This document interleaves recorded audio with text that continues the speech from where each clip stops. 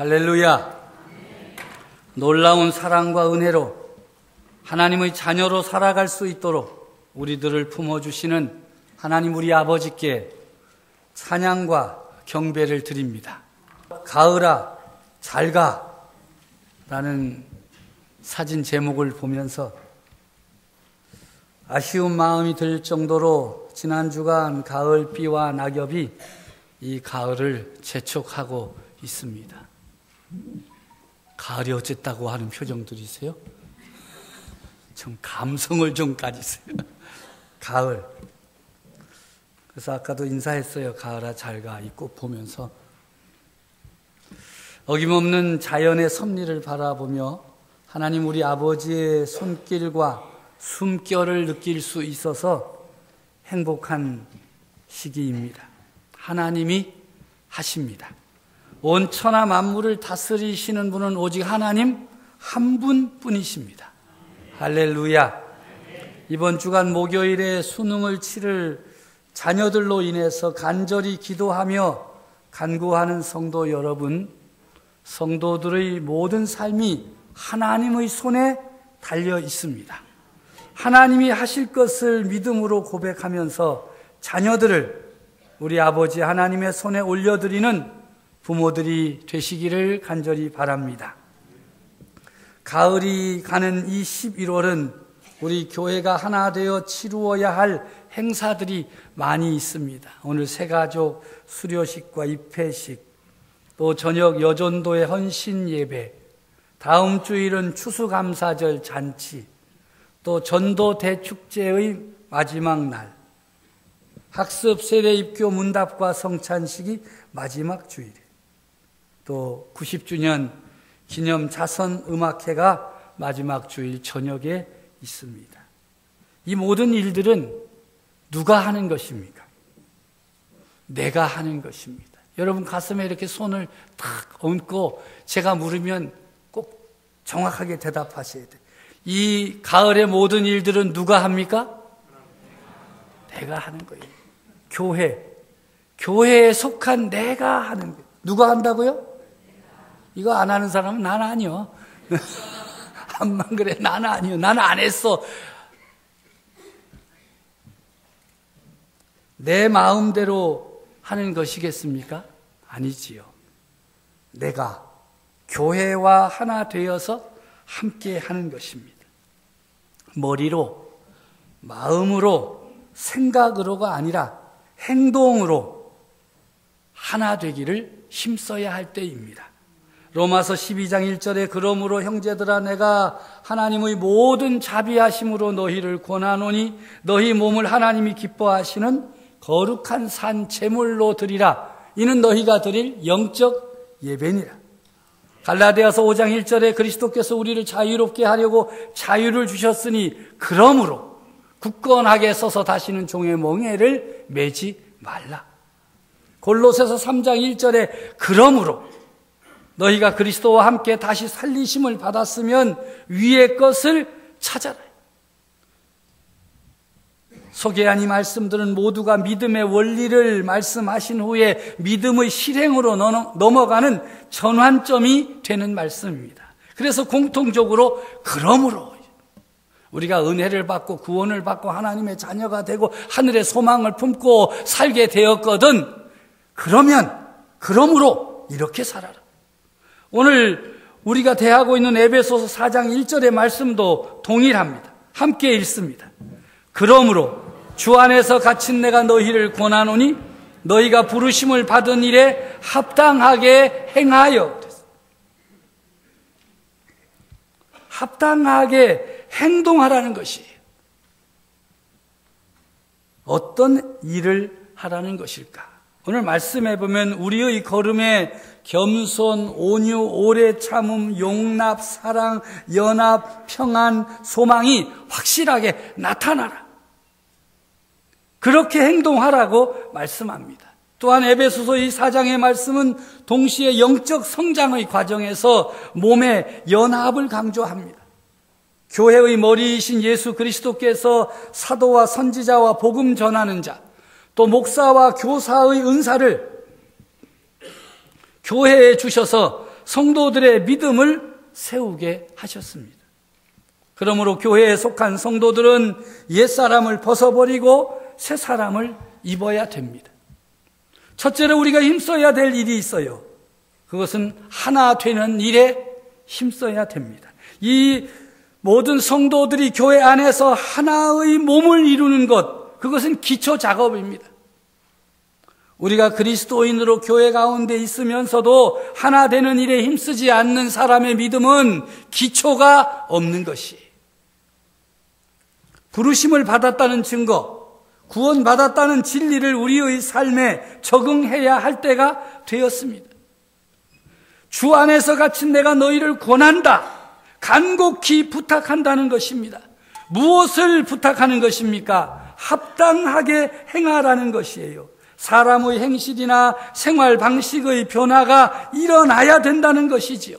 그런데 여기에 행하라고 하는 단어 속에는 걸어간다는 뜻이 있어요. 참 다행이에요. 믿음을 가지고 날아가라, 달려가라, 질주하라, 돌진하라 이렇게 말씀하지 아니하시고 걸어가라. 한 걸음씩 한 걸음씩 그냥 걸어가라. 그러면 할만하지 않겠어요? 여러분 가운데 믿음의 날개를 펴고 날아가라 그러면 난 그건 못해. 달려가라 그러면 어떡하겠어요? 그건 숨가뻐서 못해. 돌진하라 그러면 뭐가 나올 줄 알고 위험해서 안 돼. 여러 핑계가 있는데 오늘의 말씀은 우리에게 걸어가라는 거예요. 보폭이 작아도 상관없고 보폭이 커도 좋고 한 걸음씩 한 걸음씩 내디디라는 것이에요. 바른 방향으로 성령의 능력을 받고 인도하심을 따라 한 걸음씩 걸어가라는 것이에요. 어떤 길로 걸어가야 되느냐? 오늘 본문 2절에 보면 성도들이 부르심에 합당하게 행할 수 있도록 5개의 디딤돌을 제시하고 있어요. 디딤돌입니다. 걸림돌이 아닙니다. 또 혹시 말씀을 들으면서 그건 나한테 다 걸림돌인데 라고 생각하는 분은 은혜가 임하는 것입니다. 깨닫는 것이니까요. 첫째는 겸손의 디딤돌 위에 서야 됩니다. 그리스도인의 겸손이란 예수님을 첫 번째 자리에, 이웃을 두 번째 자리에, 자신을 맨 뒷자리로 물러나게 하는 것이 겸손입니다. 두 번째는 온유의 디딤돌 위에 서야 됩니다. 이 온유라고 하는 것은 겸손과 일심동체입니다. 겸손이 마음의 태도라면 온유는 겸손한 자세가 겉으로 드러나는 것입니다. 참 저 사람 온유하다 할 때 그 속사람은 어떻다는 것입니까? 겸손하다는 것입니다. 세 번째 디딤돌은 오래 참음입니다. 인내의 디딤돌 위에 서야 됩니다. 이 세 가지 가운데 인내가 가장 어렵습니다. 시간이 많이 걸립니다. 여러분들이 오늘 말씀 듣고 인내해야지, 그리고 나가다가 요 앞에 차 세워둔 것 때문에도 열받잖아. 이 참 인내라고 하는 것이 어려워요. 왜 그러냐면 이 세상은요, 인내심이 없는 곳이야.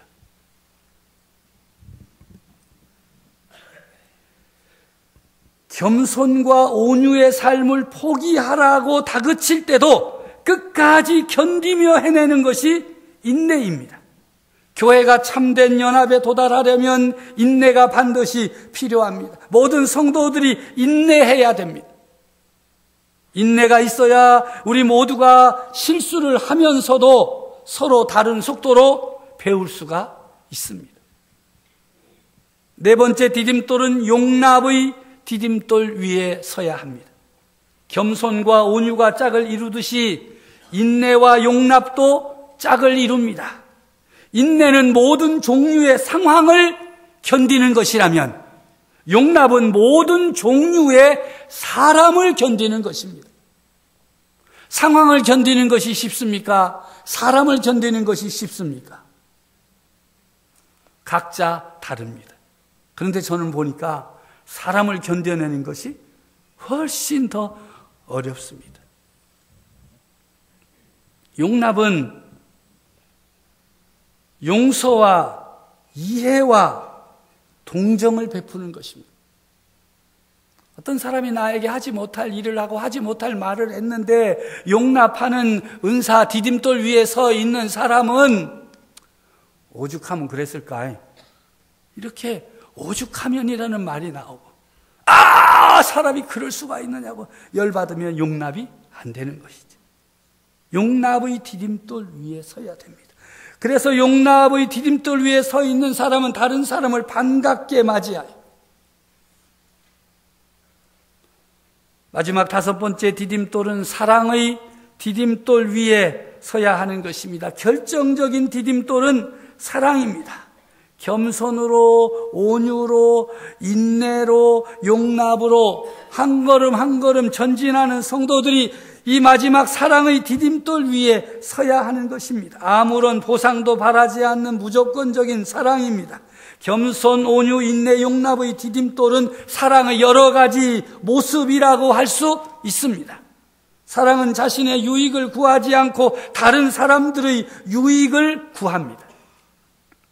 이런 좋은 디딤돌 위에 있는 성도들은 우리 앞에 걸림돌도 있다는 사실을 깨달아야 됩니다.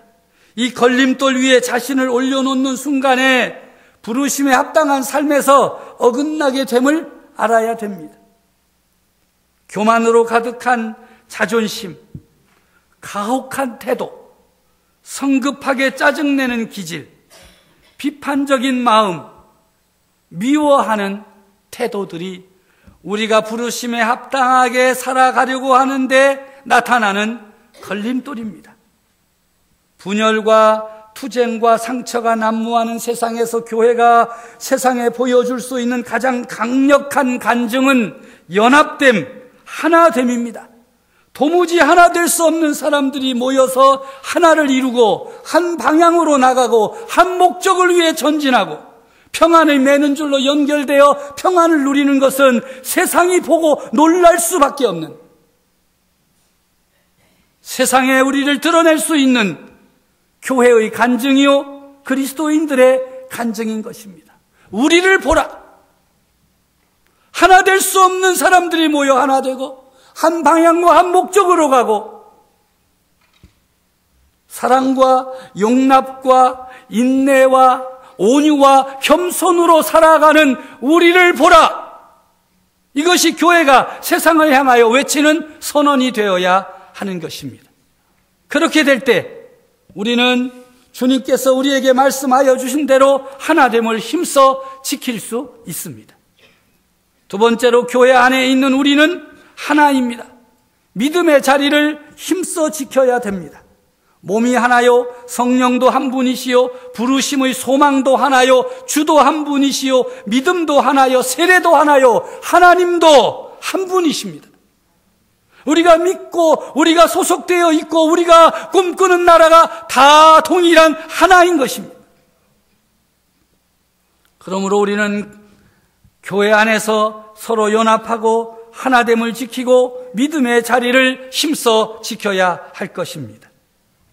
세 번째로 오늘 성경은 우리들에게 교회 안에 세운 지도자들이 있음을 가르쳐 줍니다.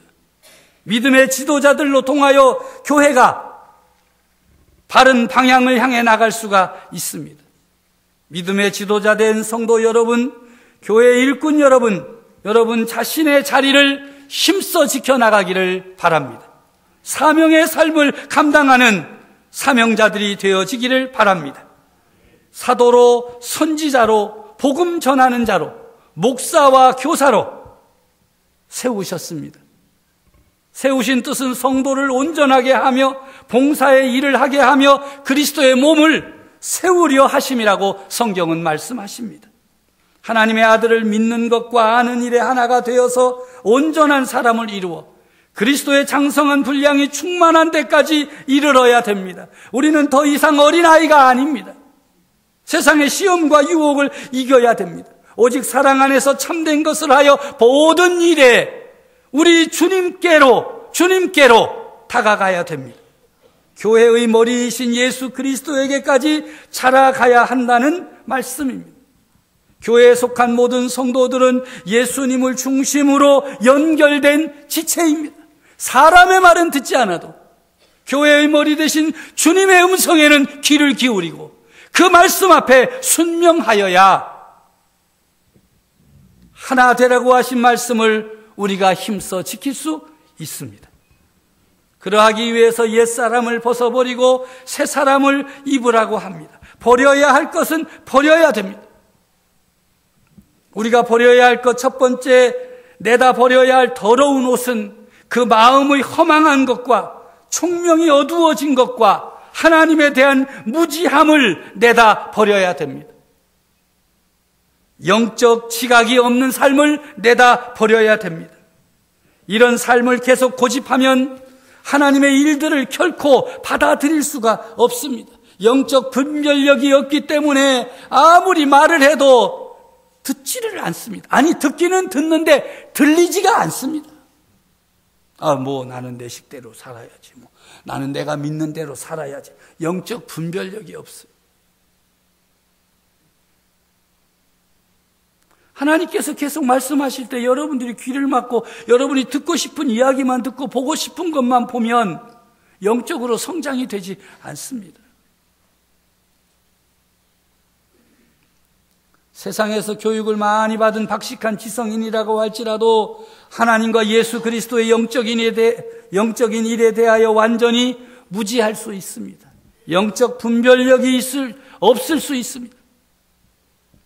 그래서 그런 옷들, 영적인 일에 무관심하고 교회의 일에 무관심하고 무책임하고 그런 옷들을 다 벗어 버려야 돼요. 두 번째로 버려야 할 더러운 옷은 마음의 굳어짐과 감각 없는 상태를 벗어버려야 됩니다. 이것은 허망하고 어둡고 무지한 생각의 근본 원인이 됩니다. 성경이 말하는 마음의 굳어짐이란 둔한 감정이 아니라 잘 몰라서 느려 터져서가 아니라 지독한 반항심을 의미하는 것입니다.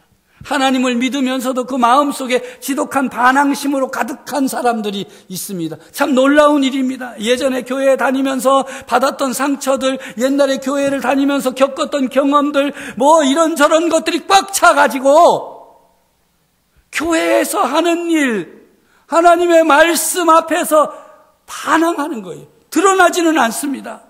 그냥 속에서 하는 거니까 난 저렇게 못해요. 뭘 자꾸 이런 걸 보내고 그래? 난 안 간다는데. 자기도 모르니 반항심이 속에 있어요. 여러분 어떻습니까? 11월에 여러 가지 일이 있다고 하니까 막 기분이 좋습니까? 아니면 피곤하게 만드는 거예요. 그런 반응이 바로 이 반항, 지독한 반항심이 자기 안에 있어요. 자기도 키우지도 않았는데 그게 들어와가지고 자리 잡고 있어요. 그거 벗어버려요. 나들으라고 하는 얘기야? 예. 그렇게 들리면 은혜가 되죠. 이번 기회를 통해서 정말 벗어버려야 돼. 세 번째로 내다 버려야 할 더러운 옷은 죄로 가득한 삶입니다. 어두워진 생각과 굳어진 마음은 우리로 하여금 성령의 열매가 아니라 방탕과 더러운 것과 욕심으로 가득하게 됩니다. 그 결과 옳고 그른 것을 분별하지 못하기 때문에 죄에 빠져 방종하게 살아갈 수밖에 없습니다. 이런 사람들은 점점 체면도 없고 염치도 없고 결과를 생각하지도 않습니다. 이것은 그리스도 없이 무절제한 정욕과 문란과 방종에 빠져있는 우리 이 시대상을 그대로 묘사하고 있습니다. 세상이 다 그러는데 나만 어쩌라고. 내다 버려야 할 죄로 가득한 삶이에요. 그리스도인들도 조금만 정신을 차리지 않으면 이런 상태로 퇴보할 수 있어요. 옛 옷장의 죄로 돌아가면 생각이 도덕적인 안개에 뒤덮이고 마음이 성령의 역사에 점점 무디워져. 여러분, 더러운 옷은 누가 입어도 더럽습니다. 저 사람은 이 정도는 괜찮겠지, 나는 이 정도는 괜찮겠지. 아닙니다. 벗어버려야 할 옛사람의 더러운 옷을 우리가 또다시 입으면 그 순간 우리는 더러워지는 것입니다. 목사든 장로든 집사든 권사든 아무 상관없습니다. 더러운 옷을 입으면 누구라도 더럽습니다. 그러므로 우리는 그런 옷들을 과감하게 벗어 버려야 됩니다. 22절 이하의 말씀을 우리가 함께 읽도록 하겠습니다. 너희는 유혹의 욕심을 따라 썩어져가는 구습을 따르는 옛사람을 벗어버리고 오직 너희의 심령이 새롭게 되어 하나님을 따라 의와 진리의 거룩함으로 지으심을 받은 새 사람을 입으라. 아멘. 사도 바울은 에베소 교회 성도들에게 또 말씀 앞에 서 있는 우리들에게 더럽고 너덜너덜한 과거에 입었던 죄로 더럽혀진 누더기 옷을 옷장에서 확실하게 제거하고 성령님께서 주신 깨끗하고 산뜻한 새 옷을 입으라고 권면하고 있습니다. 그렇게 함으로 하나님의 거룩하심을 담고 예수 그리스도의 본을 따라 살게 되며 성령님과 동행하게 되는 것입니다. 물론 우리 모두는 이따금씩 실패할 수밖에 없는 연약한 인생들입니다. 다시 구습으로 돌아가 이전의 악과 죄를 반복하게 되는 경우도 있습니다. 그렇다고 그 자리에 머물러 있으면 더더욱이 안 됩니다. 가서도 안 되지만 갔다고 그 자리에 머물러 있어서도 안 됩니다.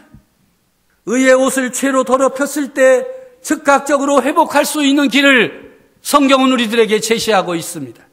요한 1서 1장 9절의 말씀입니다. 함께 읽습니다. 만일 우리가 우리 죄를 자백하면 그는 미쁘시고 의로우사 우리 죄를 사하시며 우리를 모든 불의에서 깨끗하게 하실 것이요. 아멘. 우리의 새 옷이 찢어지거나 때나 얼룩으로 더럽혀졌을 때 그대로 방치하면 안 됩니다. 얼른 속히 재빠르게 그리스도 예수께 나아가 자신의 죄를 솔직하게 자복하고 즉시 해결해야 됩니다. 죄를 전부 고백하고 주님의 자비로운 회복을 경험해야 하는 것입니다. 그리고 자신의 삶을 계속적으로 주님 앞에 산 제물로 드리시기를 바랍니다. 값없이 거저주신 찬란한 의의 옷을 입고 당당하고 깨끗하게 믿음의 길을 걸어가십시오. 성도들은 그리스도를 통해 새 생명을 얻었기에 성령님의 인도하심을 따라 새로운 삶을 살아야 할 것입니다. 사랑하고 존경하는 성도 여러분, 우리는 저마다 독특한 존재들입니다. 기질, 재능, 경험, 소신, 관심사 또는 상처와 아픔조차도 각기 다릅니다. 그럼에도 우리는 하나님의 부르심을 받은 존재이기에 하나 되어야 합니다. 이것이 바로 우리를 향한 하나님 아버지의 뜻입니다. 하나님 우리 아버지의 뜻을 따르려면 언제나 몇 가지 질문 앞에 자신을 직면시켜야 됩니다. 나는 남의 말을 하기를 좋아하는가? 소문을 퍼뜨리는 사람인가? 하나님의 사람들 사이에 불화를 조장하는가? 사람들을 대할 때 금방 인내심을 잃어버리는가? 확실히 돌려받을 게 있을 때에만 남에게 베풀고 있는가? 속에 원한과 악감정과 앙심을 품고 사는가? 스스로에게 질문하고 이것들 가지고는 주님을 따라갈 수 없습니다. 이런 예전에 행하던 악하고 더러운 옷을 입고는 주님을 따라갈 수가 없습니다. 하나 되게 할 수도 없습니다. 연합할 수도 없습니다. 부르심에 합당하게 행할 수 없다는 말씀입니다. 확실하게 마음의 옷장을 정리하고 우리가 힘써야 할 일, 우리 교회가 힘써야 할 일에 초점을 맞추고 당당하게 믿음으로 세상을 향해 나아가는 성도 여러분들 되어지기를 간절히 바랍니다.